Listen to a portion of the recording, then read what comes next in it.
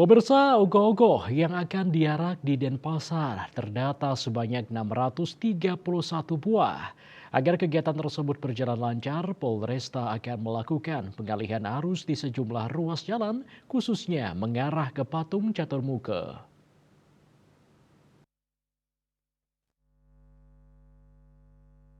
Polresta Denpasar menggelar rapat koordinasi rakor pengamanan rangkaian Hari Raya Nyepi di Gedung Pesat Gatra Mako Polresta. Kegiatan turut dihadiri Bupati Badung Nyoman Giripraste dan Wakil Wali Kota Denpasar IKD Agus Arya Wibawa. Usai mengikuti rakor tersebut, Kasat Lantas Polresta Denpasar Kompol Imade Teja Dwi Permana menyampaikan Polresta akan melakukan pengalihan arus di sejumlah ruas jalan khususnya mengarah ke Patung Catur Muka. Areal Patung Catur Muka merupakan tujuan pengarakan ogoh-ogoh saat malam pengerupukan Hari Raya Nyepi 2024. Sesuai permintaan Wakil Wali Kota Denpasar, pengalihan arus dilakukan mulai pukul 18 WITA.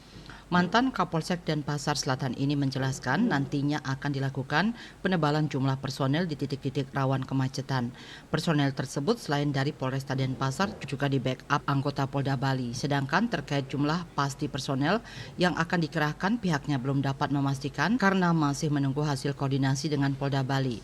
Lokasi rawan kemacetan akan dilakukan pengaturan arus lalu lintas dan penebalan personel. Sedangkan Kabag Ops Polresta Denpasar Kompol Iketut Tomiasa dalam paparannya saat rakor menyampaikan personel yang dikerahkan untuk pengamanan upacara melasti 298 orang, pawai ogoh-ogoh 722 orang, dan nyepi 87 orang.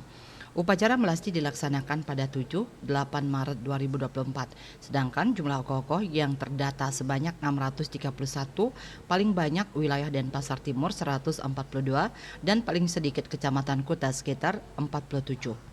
Untuk pengamanan saat pengerupukan diprioritaskan di areal Patung Catur Muka dan yang diatensi yaitu ogoh-ogoh tidak sesuai ketentuan, mengatur pergerakan ogoh-ogoh masuk dan keluar di masing-masing sisi, mengamankan pelaku jika terjadi keributan antar kelompok, serta menertibkan penonton yang masuk ke area tersebut. Kertanegara Bali Pos melaporkan.